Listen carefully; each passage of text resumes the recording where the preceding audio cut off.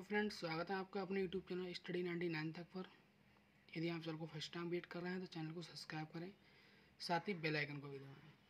जैसे कि आज हम आपको लेके आए हैं बीए सेकेंड ईयर का शिक्षा शास्त्र चैप्टर 1। तो चैप्टर 1 जैसे ये है दिया हुआ आपका शिक्षा मनोविज्ञान की परिभाषा एवं प्रकृति तथा शिक्षा और मनोविज्ञान में संबंध, ये आपका चैप्टर हो गया। इसमें से हम प्रत्येक चैप्टर में आपको 2 सवाल कराएंगे, 2 क्वेश्चन कराएंगे। 2 क्वेश्चन में एक क्वेश्चन 100% आपका फंसेगा ही फंसेगा, कोई चिंता करने वाली बात नहीं है। चलिए फ्रेंड, जैसे अब हम फर्स्ट क्वेश्चन, जैसे हमारा पहला क्वेश्चन ये है, पहला प्रश्न पत्र हमारा ये है, शिक्षा मनोविज्ञान से आप क्या समझते हैं? शिक्षा मनोविज्ञान से आप क्या समझते हैं? विभिन्न परिभाषाओं के आधार पर इसकी प्रकृति की विवेचना कीजिए। शिक्षा और मनोविज्ञान का क्या संबंध है? मनोविज्ञान का महत्व लिखिए। ये हमारा क्वेश्चन है। सही, इसमें मैंने कोशिश की है कि आपको एक ही प्रश्न में कई प्रश्न इसमें करा दूं। सही है, तो जैसे अब हम देखते हैं, अब हमारा ये रहा उत्तर। मनुष्य ने आदिकाल से अपने और पर्यावरण के विषय में जो भी अनुभव संचित किए हैं, यानी जो भी अनुभव इकट्ठे किए हैं, उन्हीं से मनुष्य के ज्ञान की वृद्धि होती है। जैसे कोई भी एक मनुष्य है, वो अपने आदिकाल से यानी पहले से और पर्यावरण के विषय में जो भी उसके अनुभव रहे हैं, जो उसने कार्य किए हैं, उसी से क्या होता है, उस मनुष्य के जीवन में ज्ञान की क्या होती है, वृद्धि होती है। किससे? जो उसने पहले अनुभव किए हैं। सही है। मनोविज्ञान विषय की एक शाखा है। मनोविज्ञान क्या है? मनोविज्ञान अपने आप में एक विषय है। क्या विषय है? इसका विकास जो है, यानी मनोविज्ञान का जो विकास है, इसका विकास भी ज्ञान के द्वारा हुआ है। यानी मनोविज्ञान का जो विकास है वो किसके द्वारा हुआ है? ज्ञान के द्वारा हुआ है। मनोविज्ञान जो विषय है, इसका जो विकास हुआ है वो किसके द्वारा हुआ है? ज्ञान के द्वारा हुआ है। दर्शन शास्त्र में विशिष्टीकरण होने के फलस्वरूप मनोविज्ञान का जन्म हुआ है। और मनोविज्ञान में विशिष्टीकरण होने के परिणाम स्वरूप शिक्षा मनोविज्ञान का जन्म हुआ है। किसका जन्म हुआ है? शिक्षा मनोविज्ञान जन्म कैसे हुआ है? तो यहाँ पर शिक्षा मनोविज्ञान क्या हुआ है? जन्म हुआ है। किस प्रकार हुआ है कि दर्शन शास्त्र में विशिष्टीकरण होने के फलस्वरूप मनोविज्ञान का जन्म हुआ, और मनोविज्ञान में विशिष्टीकरण होने के परिणाम स्वरूप इसका क्या हुआ है? शिक्षा मनोविज्ञान का जन्म हुआ है। सही है। अब हम आगे देखते हैं कि शिक्षा मनोविज्ञान का अर्थ तथा परिभाषा है। शिक्षा मनोविज्ञान का अर्थ तथा परिभाषा हमें देखना है। अब जैसे कि आप लोग जानते हैं कि शिक्षा मनोविज्ञान जो है 2 शब्दों से मिलकर बना है। एक जो शब्द है वो एक है आपका शिक्षा यानी कि एजुकेशन, और दूसरा शब्द है वो आपका मनोविज्ञान यानी कि साइकोलॉजी। सही है। और इस शब्द का जो अर्थ होता है, इन जो शिक्षा प्लस मनोविज्ञान 2 शब्दों से मिलकर बना है, इसका जो अर्थ होता है वो होता है शिक्षा संबंधी मनोविज्ञान, यानी कि शिक्षा से संबंध मनोविज्ञान। ये क्या हुआ? ये शिक्षा मनोविज्ञान का अर्थ होता है। सही, तो अर्थ तो आप समझ गए। से आप बना के लिख सकते हैं कि शिक्षा मनोविज्ञान का शाब्दिक अर्थ क्या होता है? शिक्षा संबंधी मनोविज्ञान होता है। ये 2 शब्दों से मिलकर बना है। किस से? शिक्षा से और मनोविज्ञान से। इसका अंग्रेजी रूपांतर एजुकेशन शिक्षा है, और मनोविज्ञान को हम अंग्रेजी में क्या कहते हैं? साइकोलॉजी कहते हैं। सही, इस प्रकार से आप लिख सकते हैं। अब चलिए हम बात करते हैं इसकी परिभाषा की। शिक्षा मनोविज्ञान की परिभाषा की हम बात करते हैं। परिभाषा, सही है, हम बात करते हैं परिभाषा की। अब परिभाषा जो हम देखते हैं वो हम देखते हैं स्किनर के अनुसार। इसका पूरा नाम है, इसे हम बोल सकते हैं BF स्किनर। सही, इसका पूरा नाम कभी BF स्किनर भी लिख के आया था। तो BF स्किनर के अनुसार क्या है कि शैक्षिक शैक्षिक परिस्थितियों में मनुष्य के व्यवहार का अध्ययन करता है। शैक्षिक परिस्थितियों में मनुष्य के व्यवहार का अध्ययन करना ही क्या शिक्षा मनोविज्ञान कहलाता है। क्या कहलाता है? शिक्षा मनोविज्ञान कहलाता है। अब दूसरे एक मनोवैज्ञानिक हुए जिनका नाम है J.M. स्टीफेंस। J.M. स्टीफेंस के अनुसार हम देखेंगे शिक्षा मनोविज्ञान की परिभाषा क्या है, इनकी क्या राय रही है शिक्षा मनोविज्ञान के बारे में। अब हम देखते हैं ये क्या कहते हैं। देखो, ये कहते हैं कि शैक्षिक वृद्धि और विकास का क्रमबद्ध अध्ययन ही क्या शिक्षा मनोविज्ञान कहलाता है। यानी कोई भी चीज है, अगर हम शैक्षिक वृद्धि और विकास का क्रम, यानी किसी चीज को विकास जो हो रहा है क्रमबद्ध हो रहा है कि एक के बाद दो, दो के बाद तीन, तीन के बाद चार, सही है, ये क्या इसका अध्ययन करना है, क्या कहलाता है? मनोविज्ञान कहलाता है। क्या कहलाता है? मनोविज्ञान कहलाता है। हमारे एक तीसरे मनोवैज्ञानिक और हुए हैं जिनका नाम है प्रोफेसर भाटिया के अनुसार। प्रोफेसर भाटिया जो है शिक्षा मनोविज्ञान के बारे में अपनी क्या राय रखते हैं, इनके बारे में देखते हैं। ये कहते हैं कि शैक्षिक वातावरण में मनुष्य के व्यवहार का अध्ययन करना क्या शिक्षा मनोविज्ञान कहलाता है। ये कहते हैं कि शैक्षिक वातावरण यानी कि जो व्यक्ति शैक्षिक वातावरण में मनुष्य का जो व्यवहार होता है उसका जो अध्ययन किया जाता है वो क्या है? शिक्षा मनोविज्ञान कहलाता है। अब हम आगे देखते हैं। आगे है हमारा शिक्षा मनोविज्ञान की प्रकृति।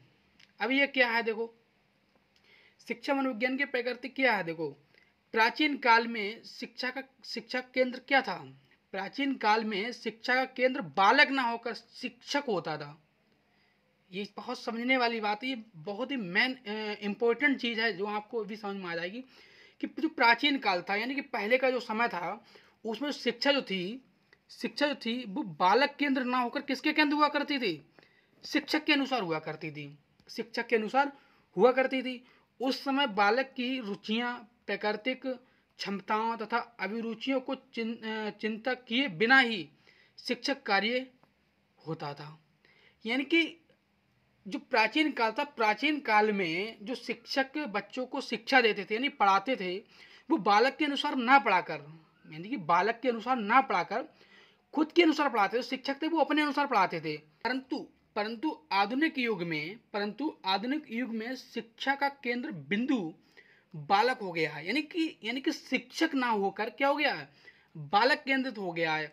अब शिक्षा मनोविज्ञान की दृष्टि से बालक की योग्यता, उसकी क्षमता, बालक की रुचि यदि के अनुसार शिक्षण विधि तथा पाठ्यक्रम को तैयार किया जाता है। यानी कि आज के समय में हम देखते हैं पहले क्या होता था, प्राचीन काल में क्या होता था कि जो पाठ्यक्रम था या बच्चे की रुचि किस में पढ़ने में वो शिक्षक के अकॉर्डिंग था। जो शिक्षक जो चाहता था उससे वही पढ़ाता था। उसे बच्चे की रुचि से, बच्चे की क्षमता से, बच्चे की योग्यता से कोई मतलब नहीं था। लेकिन अब क्या हो गया आधुनिक युग में? अब आधुनिक युग में ये हो गया है कि जो शिक्षक जो पढ़ाएगा वो बालक के अनुसार पढ़ाएगा। बालक की योग्यता कितनी है, क्या पढ़ पाएगा वो, उसकी क्षमता कितनी है घंटे पढ़ने की, उससे किस विषय में उसकी रुचि है, सही है। तो ये सब कुछ किसके अनुसार हो गया? बालक के अनुसार हो गया है, सही है। शिक्षा का अर्थ, अब हम देखते हैं शिक्षा का अर्थ क्या होता है। शिक्षा का अर्थ, अब देखो, शिक्षा का अर्थ यानी कि मीनिंग ऑफ एजुकेशन। शिक्षा का अर्थ यानी मीनिंग ऑफ एजुकेशन। शिक्षा शब्द है वो उसका अंग्रेजी रूपांतर क्या है? एजुकेशन।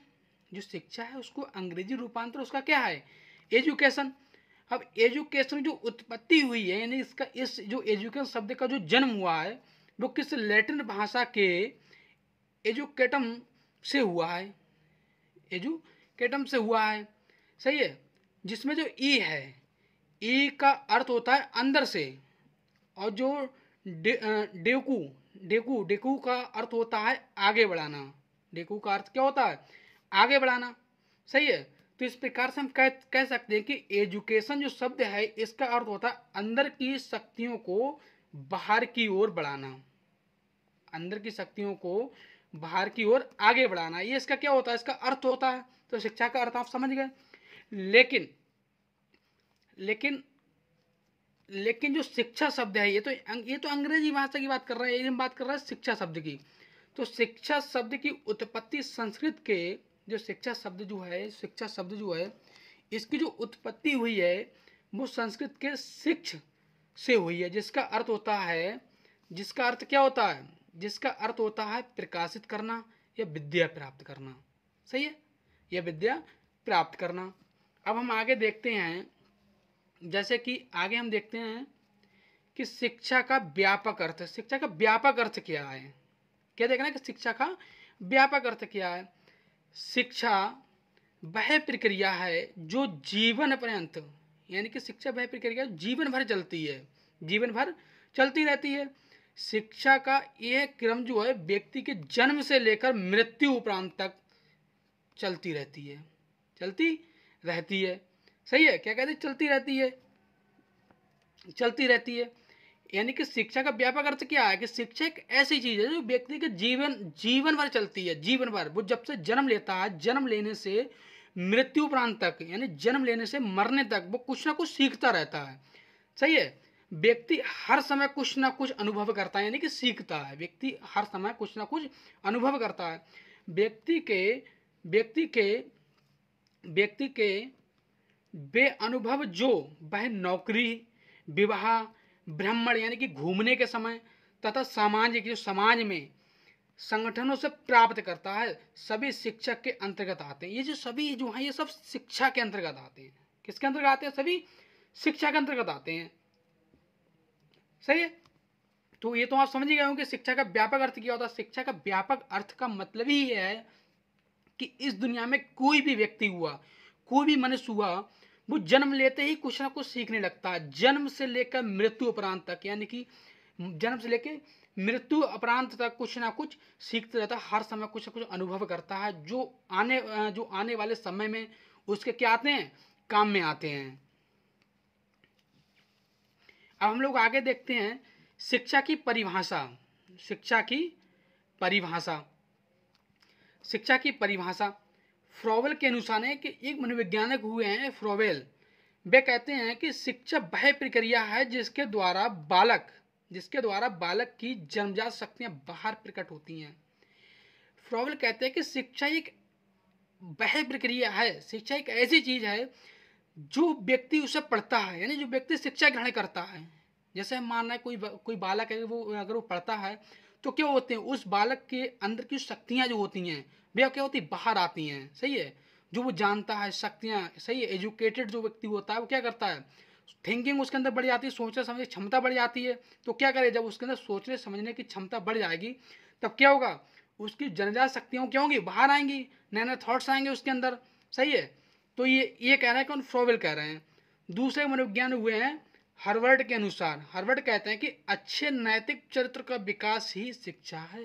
क्या कह रहे हैं वो, हार्वर्ड क्या कह रहे हैं कि अच्छे नैतिक चरित्र, एक जो स्टूडेंट है, एक बालक है, एक बालक जो है, एक जो बालक है वो अच्छे नैतिक, जो उसका नैतिक चरित्र है, सही है, अगर उसका ये विकास हो जाए तो क्या है, वो शिक्षा है।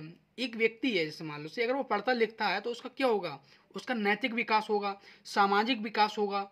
सही है, चरित्र यानी कि चरित्र उसका अच्छा होगा। सही, तो इसका अगर विकास हो रहा है तो इसका मतलब क्या है, वो एजुकेटेड है, यानी कि शिक्षा है वो। तो क्या कह सकते हैं कि अच्छे नैतिक चरित्र का विकास ही शिक्षा है। आगे बढ़ते हैं, शिक्षा और मनोविज्ञान का संबंध। शिक्षा और मनोविज्ञान का संबंध क्या है। सही है, relation between education and psychology. सही है, शिक्षा के द्वारा ही व्यक्ति के अंदर व्यवहारिक परिवर्तन आते हैं। किसके द्वारा आते हैं, व्यवहारिक परिवर्तन किसके द्वारा आते हैं, शिक्षा के द्वारा आते हैं व्यक्ति के अंदर। मनोविज्ञान का संबंध इन्हीं व्यवहारिक परिवर्तनों से है, इन व्यवहारिक परिवर्तनों से है। यानी कि मनुष्य में यह परिवर्तन शिक्षा के माध्यम से आता है। इस प्रकार शिक्षा और मनोविज्ञान का संबंध व्यवहार से हुआ। किससे हुआ, व्यवहार से हुआ। अभी हम लोग बात करते हैं कि शिक्षा और मनोविज्ञान का संबंध है वो हार्वर्ड के अनुसार क्या है, हार्वर्ड का कथन क्या है इस बारे में कि शिक्षा और मनोविज्ञान जो संबंध है, इसके बारे में हार्वर्ड का कथन क्या है, वो क्या सोचते हैं इसके बारे में। तो हार्वर्ड कहते हैं कि शिक्षा सिद्धांत का आधार मनोवैज्ञानिक होना चाहिए। हार्वर्ड क्या कहते हैं, हार्वर्ड कहते हैं कि शिक्षा सिद्धांत का जो आधार है वो क्या होना चाहिए, मनोवैज्ञानिक होना चाहिए। मनोवैज्ञानिक साइकोलॉजिकल, जो व्यक्ति सोच सके अपने मतलब जो बच्चों के लिए अच्छा हो, सही है, उसके अनुसार होना चाहिए। ड्रेवर क्या कर रहे हैं, एक मनोवैज्ञानिक ड्रेवर का विश्वास क्या है शिक्षा और मनोविज्ञान के संबंध के बारे में। जो मनोवैज्ञानिक हैं ड्रेवर, इनका विश्वास क्या है, ये कहते हैं कि मनोविज्ञान एक महत्वपूर्ण विषय है। मनोविज्ञान जो है एक महत्वपूर्ण विषय है। बिना मनोविज्ञान की सहायता से हम शिक्षा की समस्याओं को हल नहीं कर सकते। यानी कि बालक जो एजुकेशन प्राप्त कर रहा है, बालक जो शिक्षा प्राप्त कर रहा है, उच्च शिक्षा में बच्चे को जो समस्याएं आती हैं, उस समस्या को हल करने के लिए, उस समस्याओं को हल करने के लिए मनोविज्ञान का ज्ञान होना बहुत ही आवश्यक है। यानी कि जो व्यक्ति मनोविज्ञान के बारे में जानकारी रखता है वो बच्चों की समस्याओं को क्या कर सकता है, हल कर सकता है। इसलिए आज प्रेजेंट समय में, वर्तमान समय, प्रत्येक जो टीचर हैं, शिक्षक है, उनके लिए मनोविज्ञान के बारे में जानकारी होना बहुत ही आवश्यक है। चलिए हम लोग आगे बढ़ते हैं। मनोविज्ञान का महत्व क्या है, मनोविज्ञान का महत्व क्या है। तो देखो नंबर 1 यानी कि नंबर एक क्या है, अब शिक्षा बाल केंद्रित हो गई है। प्राचीन काल में क्या था, प्राचीन काल में जो शिक्षा थी वो शिक्षा जो थी वो टीचर के अकॉर्डिंग थी, यानी कि शिक्षक के अनुसार थी। बच्चे की भावना, बच्चे की रुचि, सही है, बच्चे की योग्यता, सही है, इससे शिक्षक को कोई फर्क नहीं पड़ता था। वो अपने अनुसार पढ़ाता था, अपने अनुसार चलता था। शिक्षक के अनुसार ही पाठ्यक्रम हुआ करते थे, शिक्षा के अनुसार ही सब कुछ हुआ करता था। लेकिन अब क्या है, अब आधुनिक भारत में क्या हो गया है, शिक्षा जो है बाल केंद्रित हो गई है। क्या हो गई है, बाल केंद्रित हो गई है। इस समय अब शिक्षा जो बाल केंद्रित हो गई, तो इस समय बच्चे की योग्यताओं को देखा जाता है, बच्चे की रुचि किस सब्जेक्ट में है, क्या पढ़ना चाह रहा है वो, ये भी देखा जाता है। बच्चे की क्षमता को देखा जाता है, कितने घंटे बैठ के पढ़ सकता है वो। बच्चे के अनुसार पाठ्यक्रम तैयार किए जा रहे हैं, सही है। तो ये क्या है कि अब शिक्षा किसके केंद्रित हो गई है, बाल केंद्रित हो गई है। अब आगे देखते हैं नंबर दो ये है कि अब शिक्षक बालकों से निकट का संपर्क स्थापित करने का प्रयास करते हैं। अब शिक्षक क्या करते हैं, बालकों से निकट का संपर्क स्थापित करने का प्रयास करते हैं। जैसे पहले क्या होता था, पहले बच्चे खुद ही खेलते रहते थे। अब प्रेजेंट टाइम में अब ये हो गया है, आधुनिक समय में शिक्षक जो है बालक से निकट का संपर्क करते हैं। जैसे बच्चों के साथ खेलना, शिक्षक बच्चों के साथ खेलते हैं, उन्हें खिलवाते हैं, सही है। जैसे वॉलीबॉल, आपने देखा होगा बड़े बड़े कॉलेजों में शिक्षक साथ में वॉलीबॉल खेलते हैं, क्रिकेट खेलना है, सही है। अब जैसे पीएससी मतलब जैसे क्या बोलते हैं उसके लिए, एनसीसी लेते हैं, उसके टीचर हुआ करते थे, वो साथ में मतलब दौड़ना, ये सब क्या है, ये जो बालकों से निकट का संपर्क स्थापन करने के लिए क्या है, ये नए नए तरीके हैं, ये सही है। अब जैसे नंबर 3 देखते हैं। नंबर 3 क्या कहता है कि अब शिक्षक शिक्षण कार्य में नवीन शिक्षण विधियों का प्रयोग करते हैं। जैसे आपने देखा होगा कि अब शिक्षक क्या करता है, बच्चों को सिखाने के लिए नए नए तरीके ढूंढते हैं, नए नए विधियां ढूंढते हैं कि बच्चे किस प्रकार ज्ञान को अर्जित कर सकें, किस प्रकार ज्ञान को अर्जित कर सकें, उन्हें समझ में आ जाए। जैसे आपने देखा होगा अब क्या होता है जैसे मान लो कोई भी जैसे हमें जंगल के बारे में, किसी जानवर के बारे में पढ़ा, तो बच्चे क्या करते हैं, अब लोग टूर लेके जाते हैं। स्टूडेंट जो शिक्षक होते हैं टूर लेके जाते हैं। टूर क्यों होते हैं, जो लोग घूमने जाते हैं टूर पे जानकारी लेने के लिए जाते हैं। आप देखो बड़े बड़े कॉलेज में लोग फैक्ट्री में लेके जाते हैं, सही है। जैसे कोई पार्ले जी फैक्ट्री में लेके गया, तो वहाँ पर क्या सिखाया जाता है कि पार्ले जी बिस्कुट जो किस प्रकार से बन रहा है, सही है, कौन सी वस्तु किस प्रकार से बढ़ रही है, सही है। तो क्या है, नए नए तरीके लोगों ने सीख लिए हैं। शिक्षार्थी नए नए तरीके अपनाता है बच्चों को पढ़ाने के लिए। जैसे नेक्स्ट देखते हैं चौथा, अब शिक्षक को छात्रों की आवश्यकता का ज्ञान हो गया है। अब जो शिक्षक को जो छात्र छात्रा हैं उनकी जो आवश्यकता है उसका ज्ञान हो गया है कि अब स्टूडेंट जो क्या चाहता है, स्टूडेंट क्या चाहता है, स्टूडेंट मॉडर्न तरीके से पढ़ना चाहता है, सही है। अब उसे अब शिक्षक को ज्ञान हो गया है कि बच्चा क्या पढ़ना चाह रहा है, किस प्रकार से पढ़ना चाह रहा है, सही है। अगले देते हैं नेक्स्ट, मनोविज्ञान ने शिक्षक पद्धतियों में परिवर्तन ला दिया। मनोविज्ञान जो है, साइकोलॉजी जो है, उसने शिक्षण पद्धति में क्या कर दिया, उसने परिवर्तन ला दिया है, परिवर्तन ला दिया। जो प्राचीन काल में शिक्षा दी जाती थी वो अब आधुनिक आधुनिक जो काल में, आधुनिक समय में शिक्षा दी जा रही बिल्कुल अलग है एकदम। चलिए फ्रेंड्स, यदि आपको वीडियो पसंद आई हो तो वीडियो को लाइक करें, कमेंट करें, शेयर करें। जय हिंद दोस्तों, आने वाले टाइम में आपको और भी वीडियो ऐसी मिलती रहेंगी।